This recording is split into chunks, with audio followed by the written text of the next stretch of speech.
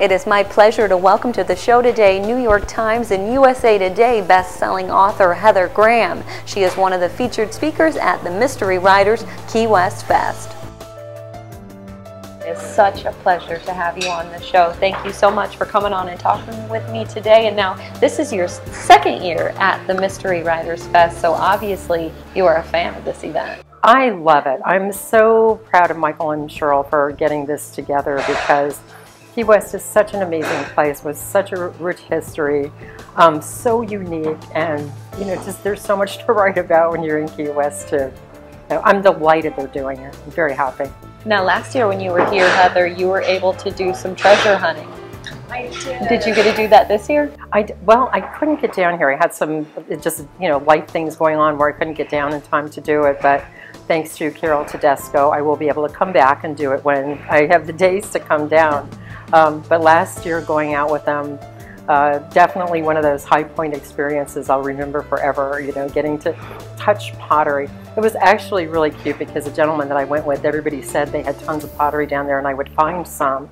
So they were down there with me and they're pointing and I'm like, I see sand, and then they pointed a little closer and I still see sand, and then he took my hand and put it on the piece of pottery so that I could say I found pottery. There you go. So you found your treasure. I did. It was amazing. Going down, I love to dive to begin with. I love diving in the Keys to begin with. But to go out on something like that over we dove over the Bank of Spain, and just amazing. Such nice people too, such great people. Wonderful. Heather, I've had fun reading up on your background. It's so impressive. You've written so many novels throughout your writing career. I want to know though, when you were growing up, did you have a dream of becoming an author, or when did that happen? I always loved books. When I went to school, I majored in theater, and I got out and I worked in commercials and dinner theater for a couple of years, but then we had 3 of our 5 children, and by the time I had that many children, I was just gone so many hours, and I didn't want to be, I just didn't want to be that person who is totally aware, away from your kids all the time. In the same token, in today's world, you really need 2 incomes. So when I made the decision that I was going to stay home from then on, I immediately tried writing, and I sold short stories first, and then sold a book, and was ecstatic. It was a couple of years. I was rejected for a couple of years. Well, you definitely didn't let that rejection stop you. Yeah, and I'm just an incredibly lucky human being. I absolutely love what I do. And I think to get to do something you love so much for a living is like one of the finest things you can have happen. And I do. Very, very happy that I get to do it.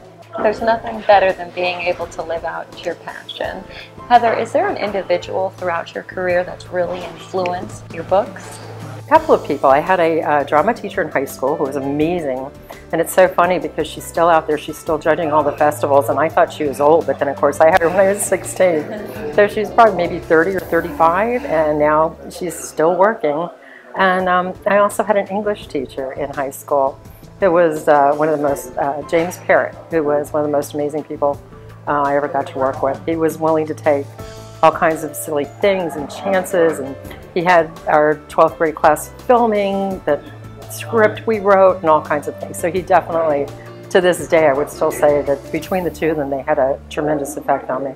Do you write every day? I do.